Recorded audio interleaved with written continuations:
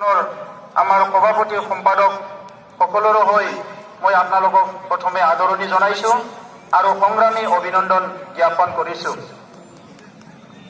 আজি আমাৰ কাৰণে এটা ঐতিহাসিক দিন আৰু এতিয়ালৈকে এই সোণাপুৰ খেলপথাৰত ৰাইজ আহি আছে, জনগণৰ সোঁত বৈ আছে, কিন্তু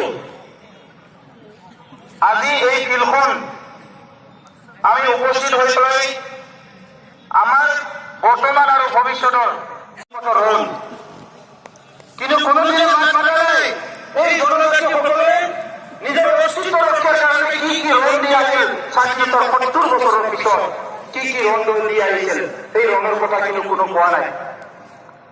উচ্চ বৰ্ণৰ জনগোষ্ঠীৰ ৰাজনৈতিক নেতাবিলাকে কোৱা নাই, আমি মানি লৈছো তেখেতসকলে আমাৰ ষড়যন্ত্ৰ আছে, কিন্তু আমাৰ নেতাবিলাকক পাহৰি গ'ল ৰাজনীতি গাড়ী বহাৰ পিছত যে এই জনজাতিসকলে, এই কাৰ্বিসকলে, ডিমাছাসকলে, তিৱাসকলে, মিচিংসকলে, বড়োসকলে ওপৰত যায় তলত আহে। চৰকাৰৰ নীতিটো কি?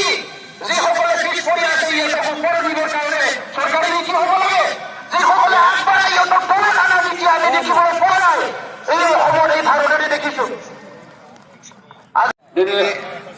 টিএমপিৰ সভাপতি মৰাণ ডাঙৰীয়া, সাধাৰণ সম্পাদক পদ্মলোচন ডাঙৰীয়া, বিভিন্ন জনজাতীয় সংগঠনসমূহৰ কৰ্মকৰ্তাসকল, মঞ্চত উপবিষ্ট বিশিষ্ট ব্যক্তিসকল আৰু এই গৰমতো গৰম সহ্য কৰি নিজৰ আত্মপৰিচয় ৰক্ষাৰ্থে ওলাই অহা আজি সমবেত হোৱা সদৌতিলৈকে 2000 নৰেন্দ্ৰ মোদী ডাঙৰীয়া ভাৰতক প্ৰধানমন্ত্ৰী ডাঙৰীয়া আমি স্মাৰক পত্ৰ দিছিলোঁ।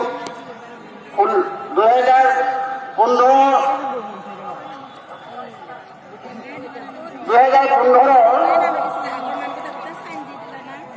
জুলাই 16 তাৰিখে আমি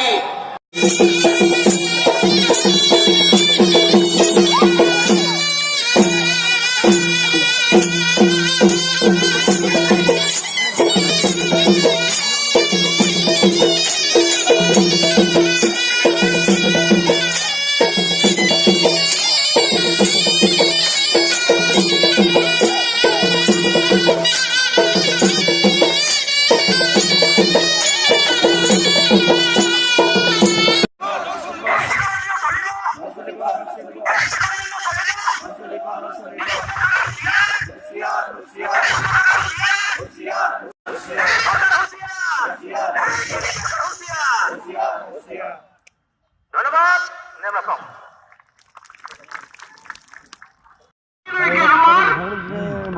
আস্থাৰ বিশ্বাস আছে, বিধানসভা চলি আছে, তেখেতে এটা সিদ্ধান্ত লওক। জাতিধ্বংসী, ৰাষ্ট্ৰ বিৰোধী, অসমৰ ক্ষণীয়া জনজাতি, জাতি, জনগোষ্ঠীৰ নিষেধ কৰিব বিচৰা চিটিজেনশ্বিপ বিল নাকচ কৰি নাকচ কৰা হল বুলি এই সোণাপুৰৰ বিশাল প্ৰাংগণত চিচিটোৱাৰ দ্বাৰা আয়োজিত এক ঐতিহাসিক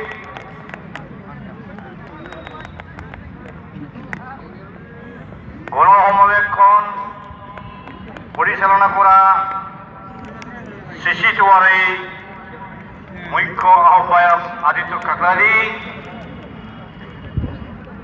ইয়াতে উপস্থিত হৈ অলপ আগতে আপোনালোকৰ সন্মুখত বহু মূল্যৱান বক্তব্য দাঙি ধৰা ৰাভা হাজং অটোনমাস কাউন্সিলৰ চিফ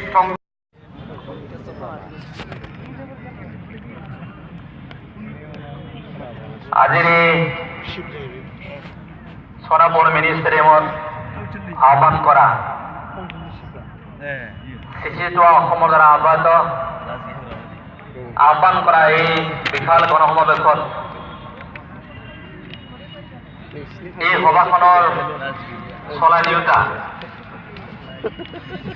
চিচিটোৱাৰ মুখ্য আহ্বায়ক আদিত্য কাকৰাৰী ডাঙৰীয়া, চেচিটোৱাৰ বিভিন্ন দায়িত্বত থকা অংশীদাৰী সংগঠনসমূহৰ সভাপতি সম্পাদক প্ৰমুখ্য কৰ্মকৰ্তাসকল, খিলঞ্জীয়া জনজাতি সাহিত্য সভাৰ সভাপতি দ্বাৰা প্ৰমুখ্যে তেখেতসকলৰ সতীৰ্থসকল, NDP প্ৰ'ৰ সভাপতি ডাঙৰীয়া, সভাপতি ডাঙৰীয়া, চিটুৱাৰ সকলো অংশীদাৰ সংগঠনৰ নেতৃবৃন্দ, লগতে অসমৰ ভূমিপুত্ৰ সকলো জনজাতি সকলৰ বিভিন্ন জাতীয় সংগঠনৰ মুৰব্বীসকল, নেত্ৰীসকল, কৰ্মকৰ্তাসকল আৰু শ্ৰদ্ধাৰ ৰাইজ, মই প্ৰথমতে আপোনালোকক সুধিব খুজিছো, আমি কোন?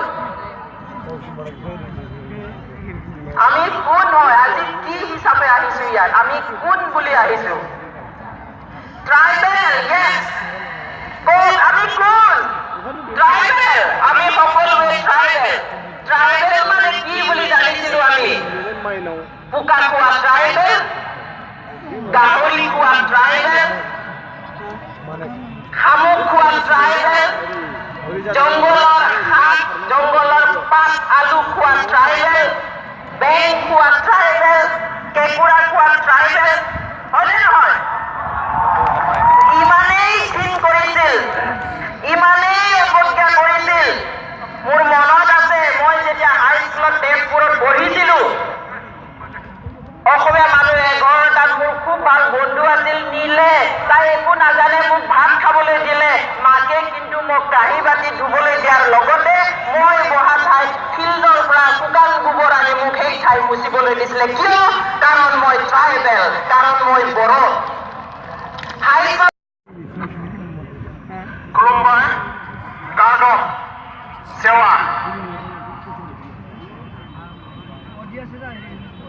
চিচিটোৱাৰ মুখ্য আহ্বায়ক কাকলাৰী ডাঙৰীয়া, চিচিটোৱাৰ সহযোগী সংগঠনৰ নেতাসকল, ৰাভা হাছং কাউন্সিলৰ মুখ্য টংকেশ্বৰ ৰাভা ডাঙৰীয়া, সংগ্ৰামী ৰাইজ, দেশ আৰু জাতিৰ ভৱিষ্যত ছাত্ৰ বন্ধুসকল আৰু সাংবাদিক বন্ধুসকল, মই মাত্ৰ 5টা কথা কম। 1 নম্বৰ, অসমৰ মাননীয় মুখ্যমন্ত্ৰী খিলঞ্জীয়া ভূমিপুত্ৰ, গতিকে এই হাজাৰ হাজাৰ ৩৮ লাখ খিলঞ্জীয়া জনজাতিসকলক ধ্বংসৰ কাৰণে কাম নকৰিব। তেখেতে এই অধিৱেশনতে সিদ্ধান্ত লয়,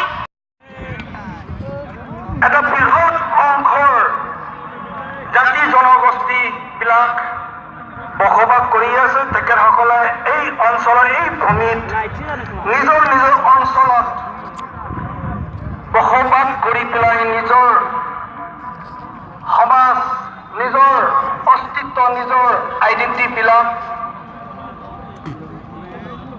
সুকীয়াকে উপস্থাপন কৰিবৰ কাৰণে নিজকে এটা ডিষ্টিংক্ট জাতি হিচাপে প্ৰস্তুত কৰিবলৈ আজি তেখেতসকলে অহৰহ আজি চেষ্টা চলাই আছে।